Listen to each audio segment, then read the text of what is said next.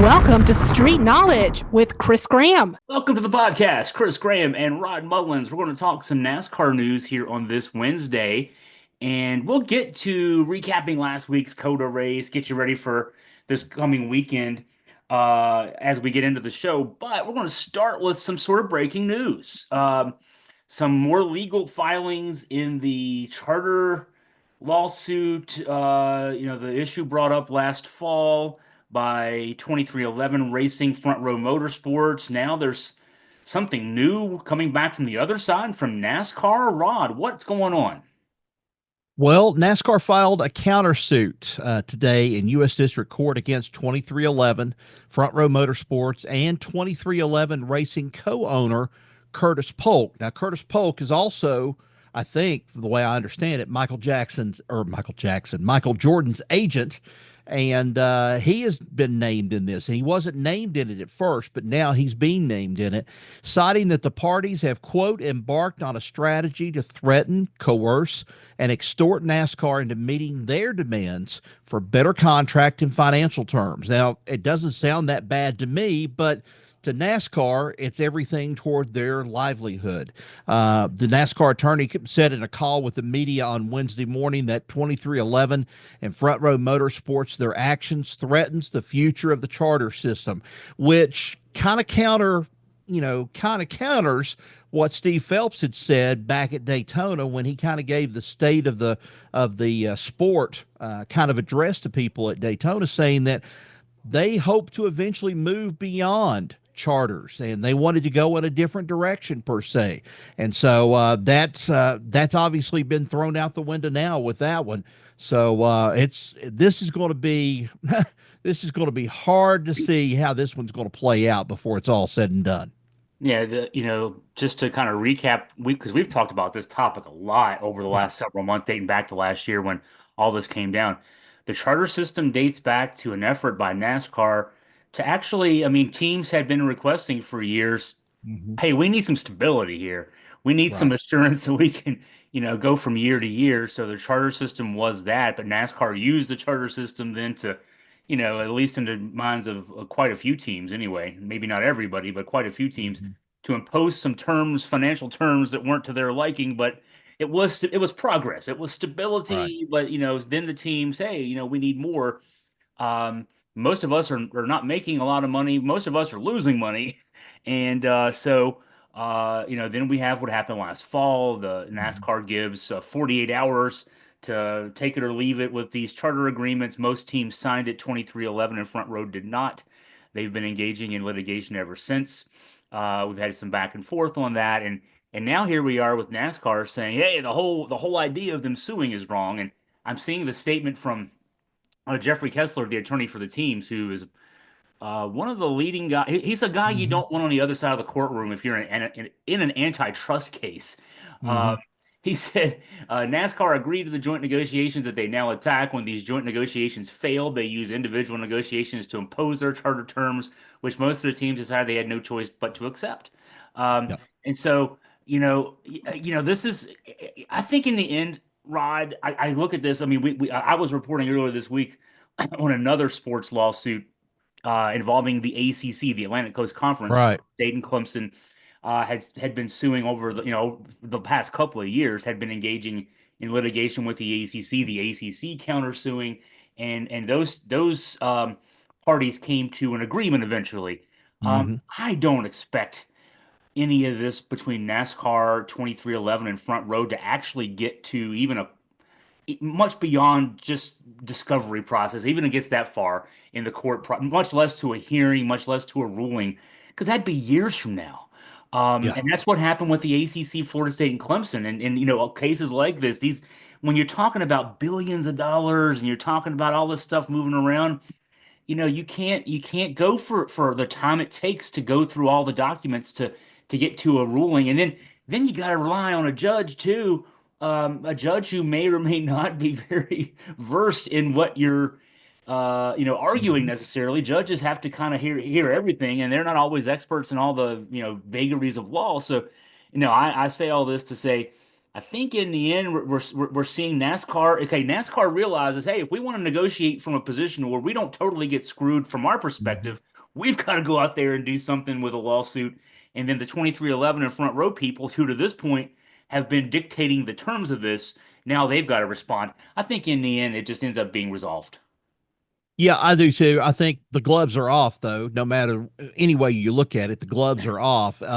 Whether or not they have landed a punch on each other using the kind of the boxing kind of scenario, that remains to be seen. I know that they have kind of impressively come out from their corners, and we can say that about 2311 and also front row. They came out of the corner and they had some things that they could really stand on and really say that, hey, this is what NASCAR is doing. This is what the sport is doing. This is what's happening from this family owned business or family owned organization.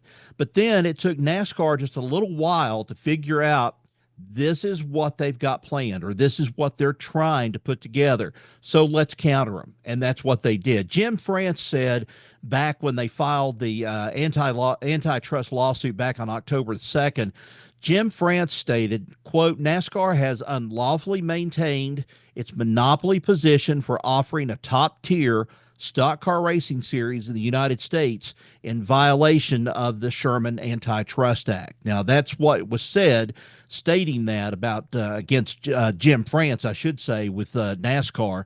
That's what the argument was about. They've got some points there. They've got some points that it is a monopoly in one sense because you have all this domination by this sport, but you really don't have the input, so to speak, of some of the driving teams. Well, I take that back. You do have some.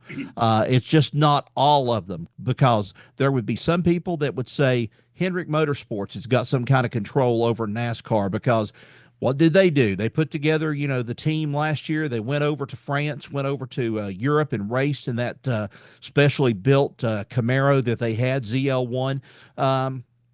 Denny Hamlin even questioned that. Denny Hamlin questioned, why did NASCAR go to Hendrick Motorsports? Well, Hendrick Motorsports and Rick Hendrick was one of the teams that, when they were given the 48 hours, they signed it. And Rick Hendrick was pretty much, I just don't want to fight about this. I just don't want to fight. I don't want to go on with it. So you've got a tale of two or three different worlds here. It's all kind of transpiring at the same time. We've got what Michael Jordan feels on one end of it. We've got what Denny Hamlin feels. We've also got now what the NASCAR kind of prerogative is, what they're trying to do. I think they're trying to keep from teams like a Denny Hamlin and Michael Jordan from gaining too much power in the sport, dictating everything and have one or two teams dictate the sport. I think they're trying to get away from that. In the end, it's going to hurt. I think it's going to hurt the racing fan if something doesn't come of this the right way and some kind of deal is worked out. It's going to hurt the racing fan out of it. Definitely going to hurt the tracks. We may see a lot of tracks drop off, but I don't see that happening right now. I see negotiation. I see some things behind the scenes taking place. May not be on a very serious tone as of right now, but I think they're speaking with each other back and forth and saying, what can we do to kind of make this right to where you'll drop the suit? So we've still got a long ways to go in this. The two worst things that could happen, because at first I was thinking worst case scenario. Well, to me, there could be two worst case scenarios. Mm-hmm. One would be that we see something happen like we saw or we're seeing in golf, Right. where this Saudi financed league split off. They took a bunch of the top guys in golf and they're doing their thing. Nobody's watching them. They're losing money hand over fist. Right. But they're also still top guys under contract. And now golf's they're trying to get back together, and it's taken forever to do that. I think they had an agreement in principle last year, and it's still not happening. The other would be that you have some of these top teams just say, "All right, we'll take our money and go home." Mm-hmm. And then you lose the star power and the money and the investment and the everything else of the Michael Jordans of the world. Some other top teams maybe just say, you know what, we're all losing money. It's fun to do, but at some point, fun needs to make money, and we're going to go away. And then then the quality of the stuff on the track. Either way, the quality of what we see on the track goes down. Like you were talking about for the fans, what Mm-hmm. the fans want is just look. There's billions of dollars at stake here. Y'all just figure out how to divide it up. You Yeah. know, That's all it That's is. what it comes. That's what it comes down to. That's me. It's you guys have got to figure this out. This is not. Don't use us as a bargaining ploy, so to speak, the fans in that kind of sense. But we're going to be affected in the long run if you guys don't get something solved. That's going to be a one part of it. And here we are. We're talking Front Row Motorsports and 2311 are both open teams now. They are not a chartered team by the agreement because they were the only two that didn't sign anything. There'll be a third coming in this weekend when Catherine Legg decides to run at Phoenix, and we'll talk more about her in just a little bit. She's going to be the first woman to compete in NASCAR in, wow, what, 7 years, something like that is what it's going to be. And she's coming in an open team setting, so she'll be able to go and try to qualify and get into the race for Phoenix this coming weekend. But that's the odds are technically against her in one sense because she's a part of an open team. And, that open team has to try to race to get in and try to make their mark to try to at least qualify to get into this race. Open teams for people who are listening and are wondering, of course, they used to all be open teams back Mhm. before the charter system, but an open team is kind of like, all right, the Yankees are in Yankee Stadium, and now all of a sudden an independent team shows up and says we want to play in the American League East, and we want to start with the Yankees. I mean, Yep. that's what it feels like, and Yeah. learn the lesson, another lesson from baseball, which is the 1981 and 1994 strikes. They set those two strikes set baseball back with the fan base. The 81 strike did for a few years. They recovered, and then the 94 strike took a season and a World Series away. And it took a lot of work to get the fans back and happy from those two strikes. Don't let that happen here, NASCAR. In the end, I think if I'm 2311 in front row, it seems like what their objections are is they just want a bigger piece of the pie. And Yeah. NASCAR is going to realize, okay, we'll just give them 5 or 10% more. I mean, Yeah. in the end, and we're still making money hand over fist. Let them make some money, and Hmm. it'll get there. But yeah, we're we're still fighting back and forth, and still in limbo. Well, we're talking about broadcast rights too, and the way broadcasting has fallen.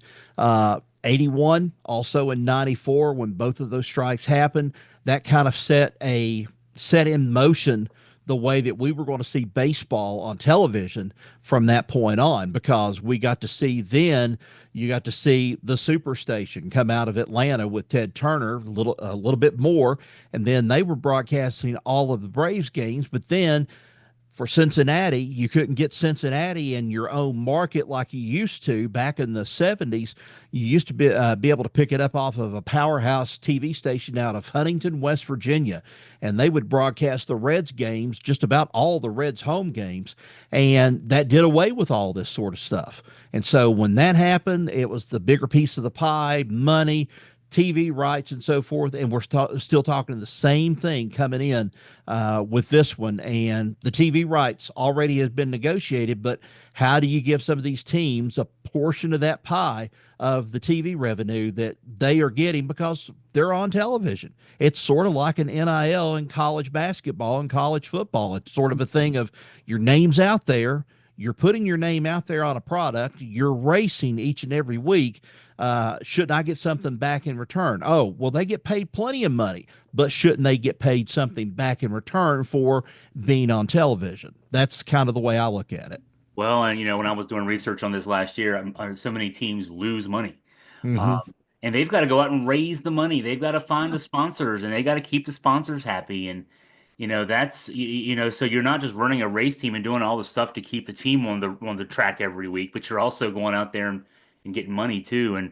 And all they want is the ability to have some stability out of that. And the charter system was meant to give stability, and now they just want to make sure that because the costs are up. I mean, the cost to put these teams on the track are up and everything else. So they just want to be able to at least break even. I mean, I ran a sports business for a few years. I was in the professional wrestling, very small, but I was in the promoting industry there for about 5 years or so. It was fun. Didn't lose money, didn't make money. And at some point, you put your heart and soul into something for 5 years, and you don't make any money at it. You gotta you got to make money with your time. So we got out of the business, and that's where I come from when I say I understand the perspective they're coming from here. There's a potential for these teams to get a little bit more money. It's already there. NASCAR's not giving them something out of their pocket. They're Right. giving something that they got an increase in TV revenues. Just make it a little easier on us as teams, and we can go do our business. I just wonder who will make the move to call first in if they make it to a trial. And they had this judge and everything try to decide what this outcome is going to be. I wonder who will be the first to either go and ridicule and rip it apart or pat him on the back when they call Tony Stewart as a witness into the whole thing and say, hey, look, this is what you had. You brought in Chevrolet. You came with Chevrolet over. You ran a profitable race team there, at least at the early beginning, but then the bottom came out of it. What happened? What would it be? Tony Stewart's answer would probably be something to do with NASCAR because he feels like NASCAR too rigid on a lot of things and they didn't want to bend. And sure enough, he departs the sport, shuts his race team down. Carl Haas takes over, and when he takes over, you've got Formula One experience there, also some NASCAR experience. But Tony Stewart's gone completely. He's in the NHRA now, and he's happy as he can be because hey, I'm doing what I finally am enjoying. I'm being able to enjoy this, and I'm being able to at least get some kind of benefit from it. Yeah, at the end of the day, you want to be able to do both. You want to be able to enjoy Yeah, what you're doing, but also not lose your shirt doing what you're doing. right. And that's where we are with this. All right, let's get back on the track here. Coda last weekend in Texas. Uh, you know, get I'm completely because we've been talking business so much. Take us into the race and how things went on the day down near Austin. Well, I think I told you last week when we were talking about this, it was going to be a handful of drivers that were going to make a statement out of this. And sure enough, one of the guys that made the statement was Christopher Bell, winning his second in a row. After winning in Atlanta, he comes back and he wins at Coda. And I also mentioned too in there that I thought the possibility if Kyle Busch could get everything together, Kyle Busch might have a fair chance at this race. And then here he was, he led 46 laps altogether before he and Christopher Bell made contact. It wasn't, the bad kind of contact that got Christopher Bell in trouble with Busch last year. This was racing, rubbing and racing was what it was. And it ended up, Kyle Busch had just used up every bit of his race car, almost his rear tires, his rear end in the Chevrolet that he was driving, and it just made matters worse on the day. But he finished still in the top 10. It was a great run for Kyle Busch. Another one that I thought had a chance out of it was Tyler Reddick. Tyler Reddick came out of nowhere there toward the very end and got into the top 5 and thought, hey, he's going to actually pull this off and he might be able to win it. But for Christopher Bell right now, I think since Joe Gibbs has kind of let loose and taken the reins off of Christopher Bell when it comes to racing outside of NASCAR, and I'm talking dirt track racing, and he's kind of opened that up for him. I think we've seen a new Christopher Bell kind of come out of this, a much more confident Christopher Bell. And he definitely there toward the end of the race, he dominated and he made it a race that was exciting. As a matter of fact, the ratings up 25% over what they were last year. Most watched sporting event on the weekend. And I know some people would say, well, I don't care to watch NASCAR. I don't want to watch it and so forth. There's basketball and other things going on. Yes, there were basketball games and NCAA going on, but this is a statement for them to be able to pick up a 25% increase in audience and watch this race down at the very end of it. They saw some great racing, and I'm telling you, I couldn't be more impressed with Christopher Bell so far on the season. Joe Gibbs even said, too, earlier in the week, right after the race on Sunday, he said, there's something about Christopher Bell now that I haven't seen before, and it's almost like and I describe it as an aura. It's kind of like a championship aura that's sort of around him. It's sort of like he's got his ducks in a row and he's set up and he's ready to go for this. Now, whether or not he goes and plunges off the cliff here at the, about the midway point in the season, that remains to be seen, because sometimes Joe Gibbs teams have plunged down to the bottom depths of the NASCAR standings and everything, especially in race to race. So we'll just have to wait and see on this. Christopher Bell could have some bad luck happen before all is said and done, and then Chase Briscoe coming in there. Denny Hamlin has not had a good 3 races to start the season off with him, and I'm sure he's looking for answers right now. He's got a new crew chief. They're looking for new answers, but they're not coming right now at this point, and we'll find out if they materialize when they go to Phoenix this weekend. 4.1 million is a huge number. I was just doing some quick research on this. IndyCar's race this past weekend, 1.4 million. Mm-hmm. So, 4.1 is almost 3 times what that is. I'm familiar with ACC football. The two major teams, Florida State, Clemson. Their big games will get in the range of 2.5 million for a 3-hour broadcast. Pro wrestling, Monday Night Raw, which is now a $500 million a year property of Netflix, gets between 1.7 and 1.8 million per show. So 4.1 is a big number. That's Yep. that's good, and it's 25% up, but that's a big number no matter what. So Yep. so good news there for NASCAR, certainly on the business side. We were talking about the business side earlier. Hey, want a rules update kind of thing here. We talked about Kyle Busch a little earlier. There was something a clarification, I guess we can say, about damaged vehicles that impacts what could have impacted Kyle Busch a couple weeks ago anyway. Right. Well, it's that rule that about, the damaged vehicle policy. The thing is, they will let you work on your car if you're able to drive it back to the pits. They'll let you work on your car and so forth. But if you're not able to work on your car, as it has been in the past, you are almost eliminated. You're taken completely out of it, because if you can't get the car back on your own power and get it down pit road and take it behind the wall, then essentially you're done for the day. Well, NASCAR updated the rule book this past today, as a matter of fact, or I should say back on the 28th of February. It'll likely leave Kyle Busch and Richard Childress feeling a little justified in how indigent the 2-time champion felt in the aftermath of his elimination at the Daytona 500.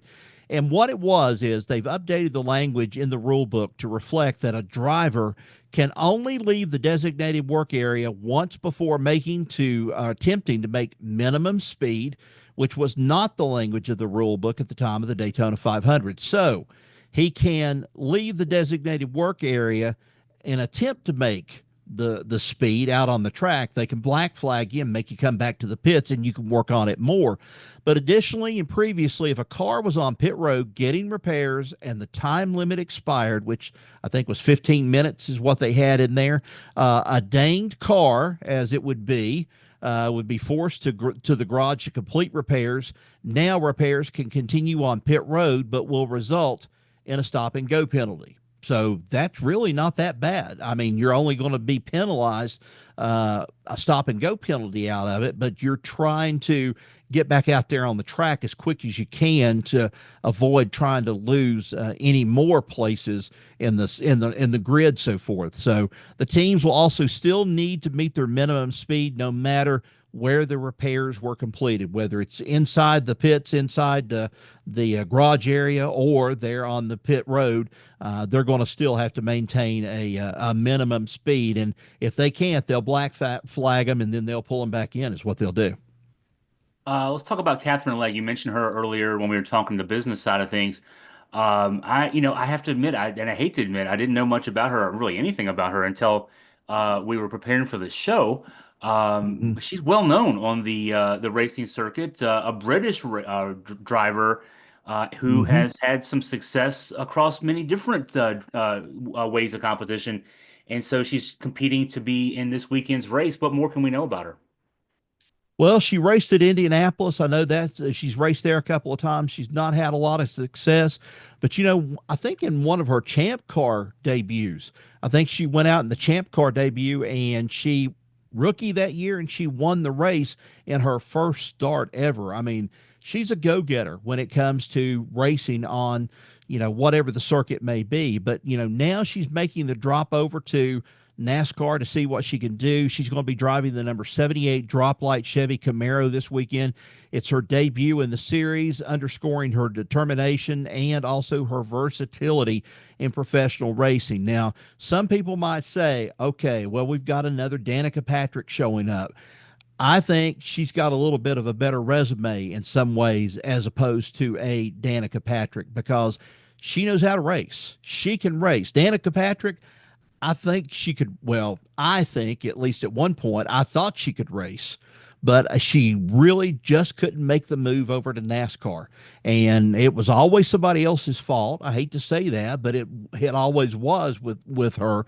We'll just see how this is going to happen with Catherine Legg because to her, entering NASCAR is a dream come true. She's excited to team up with this team, Live Fast Motorsports, represent Drop Light and Sherfitt companies in this endeavor.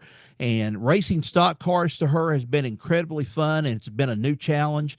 It has rewarded her a sense of vigor for this sport. She says, I'm grateful for the opportunity to just do what I love, and I'm inspired by all the effort, preparation, and behind the scenes work it's going to take to get here. And that's what she's trying to do. And she's a good spokesperson, a great spokesperson for the team coming into this. We'll just have to see what happens, how she does with this race. If she does well in this race, there's a possibility if they can get sponsorship or at least get a little bit more money for Live Fast Motorsports, they could put her in a couple more races through the regular season. But getting back to this about what she used to do, she's a known sports car specialist, one of 9 women to have raced in the Indianapolis 500, where in 2023 she set the record for the fastest qualifying effort by a woman in the event's history. And she is also the first woman to win an major open wheel race in North America in 2005, and that goes back to that Champ Car series. And then also she has participated in the 24 Hours of Daytona. She has been part of the Pikes Peak International Hill Climb.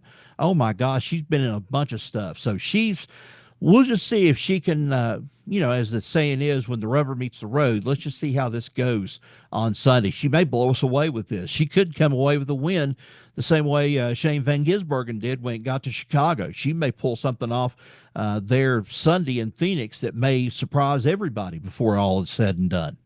Something I've always wanted to say on one of our podcasts. We never talk about Danica Patrick for good reason. There's not much to say. Yeah. It's funny to me that she's a Trumper because she was the ultimate DEI hire.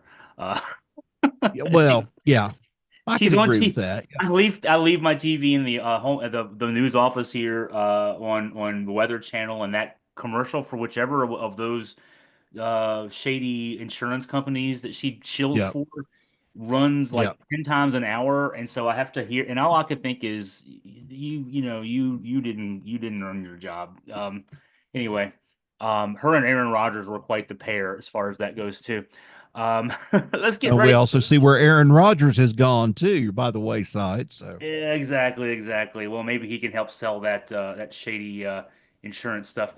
Now that he's got plenty of free time on his hands. Hey, let's get to you. You talked about Phoenix. You talked about Catherine Legg, obviously getting ready to race there. What else do we need to know about Phoenix? It's the first of the 2 races there. We know that the big one's there later in the year. What do we need to get ready for this weekend? well, I guess for more than anything else, people need to know it's a 1-mile oval. It's a weird looking oval is what it is, but it's a track that demands a whole lot out of you.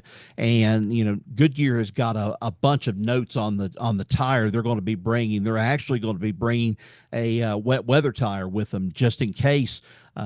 Hopefully that they can run that and get a little bit more grip out of it and be able to use it during the course of the race. But weather right now at this question mark, I don't know what the weather is going to be for this weekend coming up in Phoenix, but they're still taking those wet weather tires to Phoenix with them just in case. If the conditions warrant, NASCAR can pull them out. They'll give them a maximum set of 4 tires, wet weather tires for the event.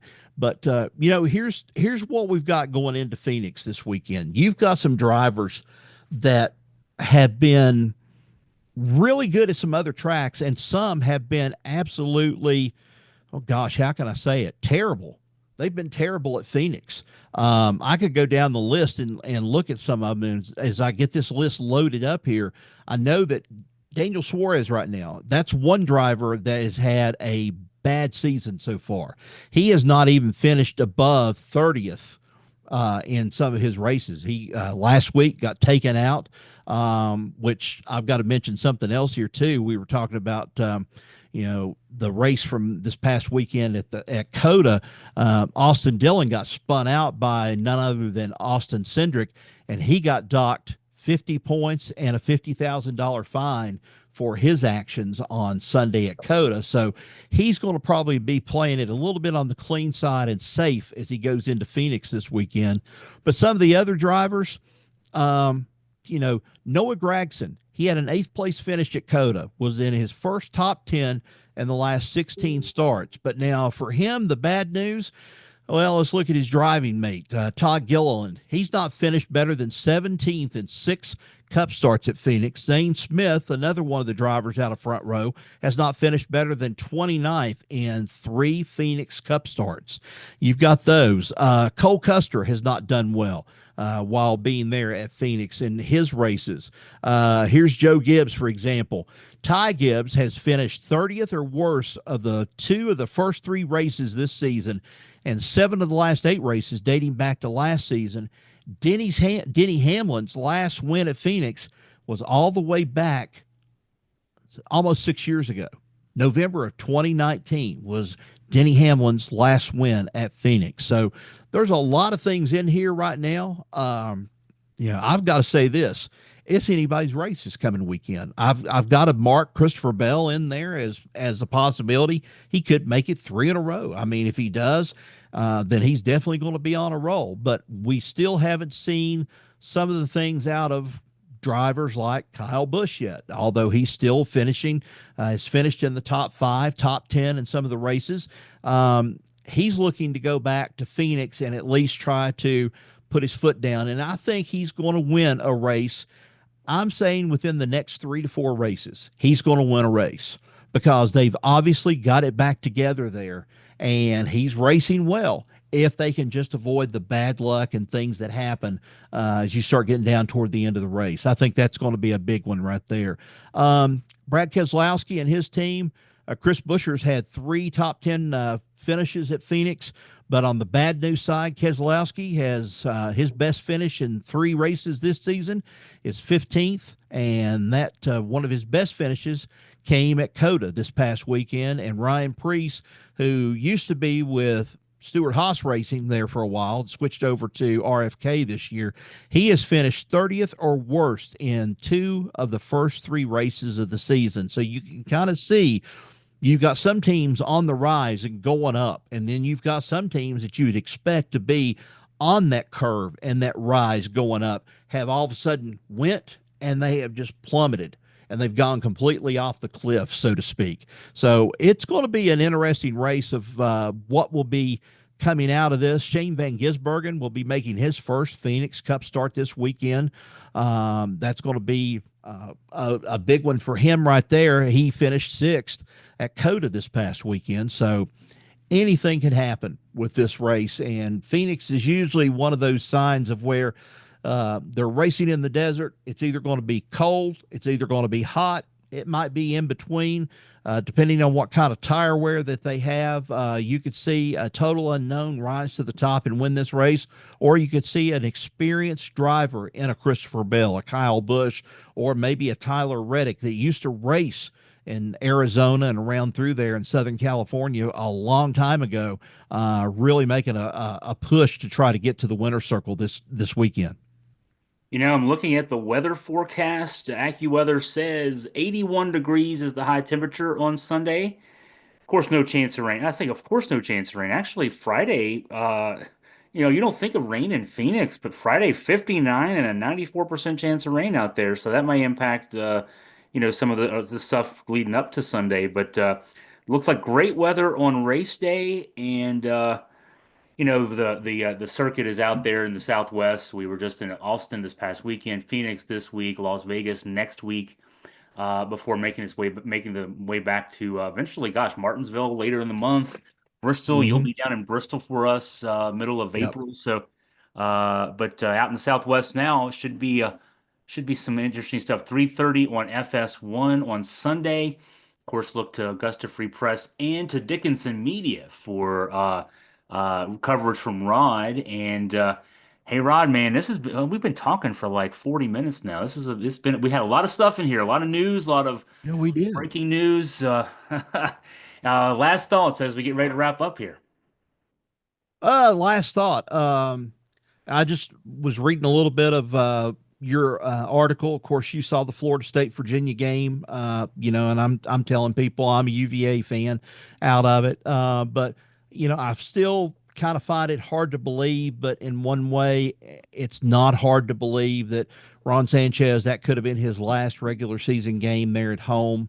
With the way the cards are looking and everything toward who are we looking at right now? Who are we looking at as a possibility of stepping into that role as head coach at UVA? The search committee we've been reporting has zeroed in on Shaka Smart, the former VCU and Texas coach, now doing a good job up at Marquette.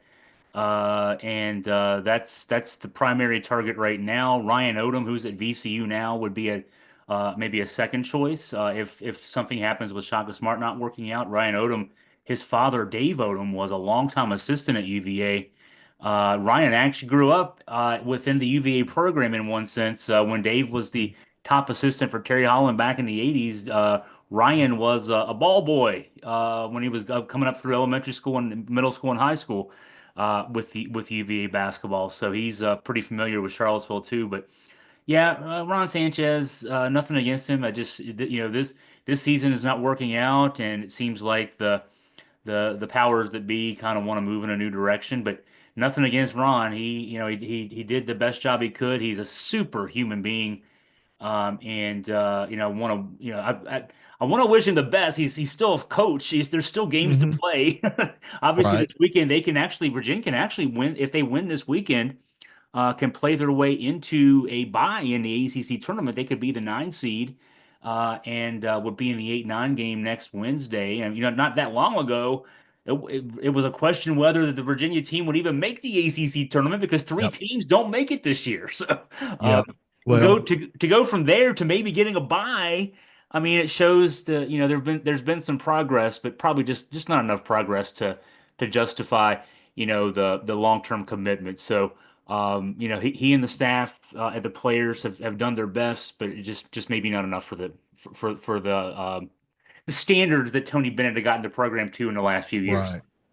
I think everybody down here is talking too about the fact, and nobody else has really reported it around here, and that is Mike Young at Virginia Tech, because there's signs there pointing that he may be out before it's over with. And how's that looking right now, or the situation from what you see? Well, so there's certainly been a lot of talk about that. I did some reporting. Virginia played Virginia Tech a couple times this season, and before one of the games, Scott German, my colleague here at AFP, and I were chatting with some of the Tech folks. The one issue could be money. Not that he Hmm. and so I did a FOIA request, Freedom of Information Act request for Young's contract. The buyout for him is not prohibitive. He's only under contract for a couple more years after this season. His buyout would only be $3 million, but there's a feeling among Tech folks that money's kind of tight there with the increased demands with NIL, the house settlement that's about to be agreed to by everybody in the NCAA, which will require more athletics department spending. Tech doesn't have the number of big money donors that a school like Virginia does. Hmm. The people who've made billions in finance and that kind of thing. So, they don't have those people writing the number of people writing those really big checks on a regular basis to be able to afford to buy out a basketball coach. Also, factoring into this is that the football coach hasn't been doing a very good job either. Brent Pry is in That year was. yeah, that's the other his buyout is also not prohibitive, but when you got two coaches and you two money sports that are both on Hmm. the seat there, whether the seat's hot or just warm or whatever, and you probably prioritize football. So I think you would probably want to wait and see what happens with football this year because I mean, I'm of the mindset that if Virginia Tech football has another down year like they've had really 3 years under Brent Pry, Mhm. they may be wanting to make a move there, and you can't make that move if you've already bought out your basketball coach's contract. So I think Yep. maybe Mike Young survives just because he survives more than he does, maybe deserves another run. It might just be he gets to keep the job because they can't afford to buy him out. Well, here's one question, one last question, and I'll close it at this.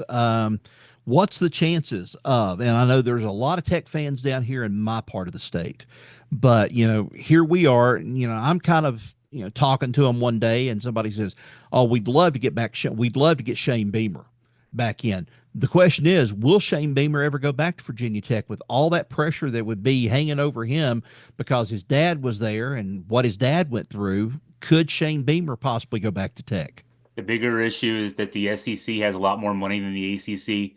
South Carolina, Exactly. he had a great, he was on the verge of one of the outside, just outside looking in at a playoff berth last year at South Carolina. Hmm. There is no way South Carolina's going to let him get away.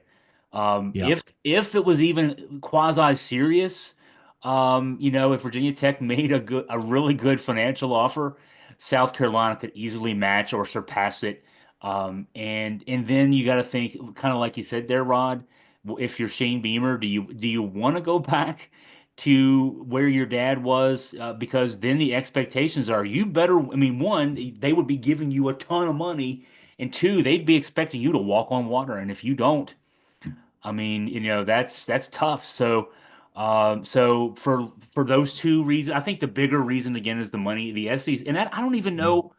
I wouldn't even know if Shane Beamer would even want to entertain the possibility because he's in a situation now where he can build his own legacy. It's kind of like, Yeah. people, Virginia women's basketball fans keep bringing Hmm. up the idea of Dawn Staley coming back to Virginia. Well, one, South Carolina's paying her way above market value to Hmm. do that job. She's created a legacy there, and so I don't. And if she comes back, she'd have the same pressure almost that Shane Beamer would have, just not with the last name. But she's Dawn Staley at Virginia.